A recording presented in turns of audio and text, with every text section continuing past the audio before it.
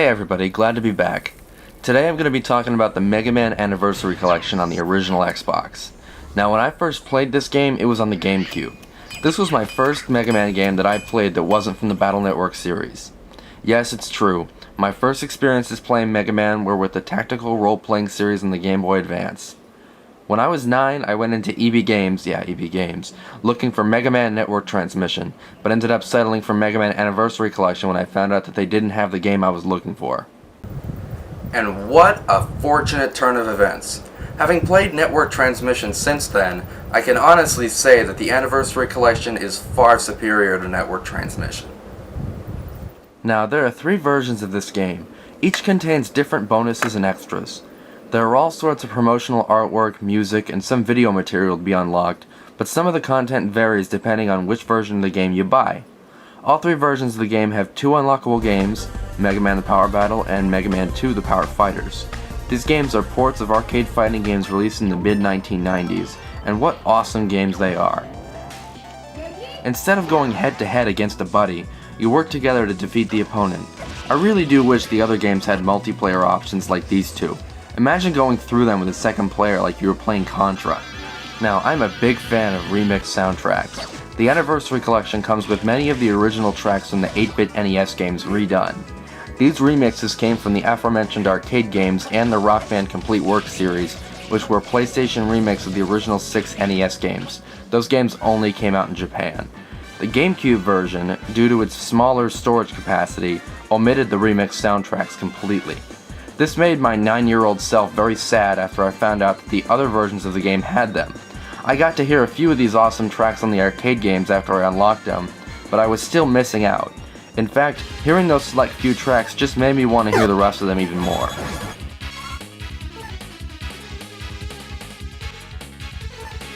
Eventually I got my hands on the Xbox version, which, unlike the GameCube version, allows you to customize the controls. This is great because on the GameCube version, A fires and B shoots. Why they switched it from what people had been used to for several years, I have no clue, but it would have been nice to have customizable controls in all the versions. I am unaware as to whether or not control customization is present in the PS2 version.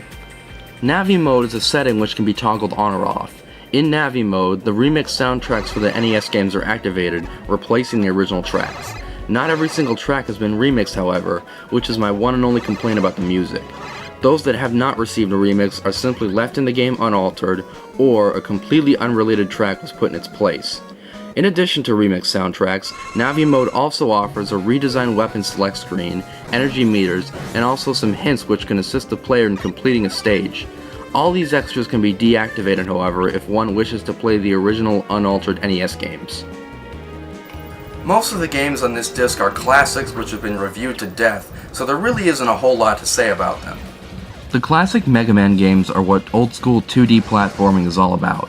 While the series did start to get stale around the 4th game, all 8 of these games still offer excellent stimulating gameplay. They're just plain fun. The formula stays the same, which I like, because if it ain't broke, why change it? You pick a stage, run through the level, beat the boss, gain a new weapon, and repeat the process. Then after you beat all 8 bosses, or 6 in the first Mega Man, you go to the castle where you fight through some harder stages until you get to the final boss, Dr. Wily. Some of these games vary in that the 4th, 5th, and 6th Mega Man games had 2 castles. Mega Man 7 and 8 have some intermission stages, and an intro stage as well. Mega Man 3 has you fight all 8 bosses from the second game in a different form. Unfortunately, the version of Mega Man 8 on this collection is the PlayStation version, and not the Sega Saturn version. The Saturn version featured the ability to fight Cutman from the first game and Woodman from the second. The Saturn version was not included, most likely due to the difficulty of programming games for the system, and as a result, it would have been exceedingly difficult for developers to port the Saturn game over to the newer systems like the Xbox. The PlayStation, however, was much easier to work with, and not surprisingly, that's the version that gamers got. It's not a big deal, but it would have been nice to be able to play the Saturn version on a more affordable format, as the original Saturn disc is rare and expensive. On their original consoles, games 2 through 7 featured a password system to allow the player to continue where they left off due to lack of memory cards or internal batteries.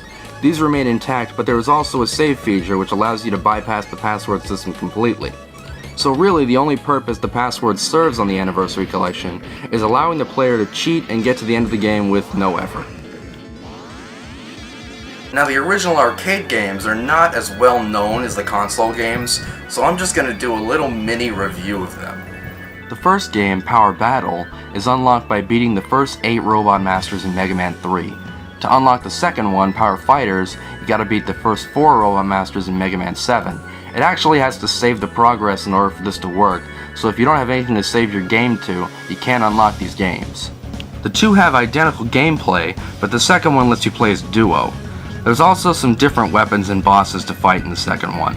A lot of the things that were in the first game are also present in the second, but the second game just feels more polished overall.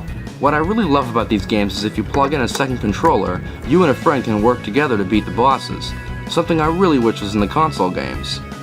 The one thing that the first arcade game has over the second, however, is that when you beat a boss on 2-player mode, both players get the weapon, whereas in the second game, the boss explodes and leaves the power-up as an obtainable item. Only one player can get it, and it fades away if ignored for too long, so it's actually possible to beat a boss and have neither player get a weapon. This I find kind of annoying. You use the shoulder buttons or triggers to change weapons, and all the playable characters have actions unique to themselves. Overall, they're two great games, which I'm sad to say were Japan exclusives up until the Western release of the Mega Man Anniversary Collection in 2004.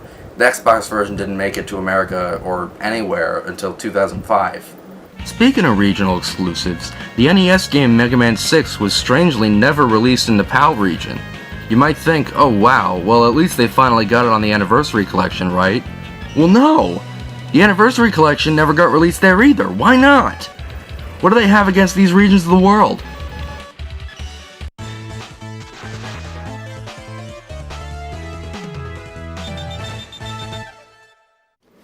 A portable version of the Anniversary Collection was slated to be released on Game Boy Advance, containing all the 5 Mega Man games on the original Game Boy rather than just ports of the console games. It kept getting pushed back and back until eventually developers just gave up on it and they put the game on indefinite hold. Those who pre-ordered it were issued refunds or store credits. In conclusion, the GameCube version falls short in comparison to its Xbox and PlayStation 2 counterparts. Given the exceedingly high price of the GameCube version, I honestly can't recommend purchasing it unless you're a collector. Unfortunately, I no longer own the GameCube version or its even more sought-after counterpart, the Mega Man X Collection. Sadly, I sold the games to a friend, both of them, for $18 total not too long ago. I had no idea that they were worth anything. I got them really cheap back when they were new, and I sold them to make a couple bucks, and I'm kicking myself for it now because if you go on auction sites like eBay, those games, especially the X Collection, bring in big bucks, so yeah, it sucks. The GameCube X Collection, surprisingly, fixed the problems with the Anniversary Collection on the same console, rectifying the control issue as well as not being a lesser version of its PlayStation 2 counterpart. The X Collection never got an Xbox release. Overall, I recommend the Anniversary Collection to anybody who is a Mega Man fan, or a classic games fan, or anybody who wants to get into either of those two things. Thanks for watching, and remember, my friends might say they want to kill themselves, but I don't.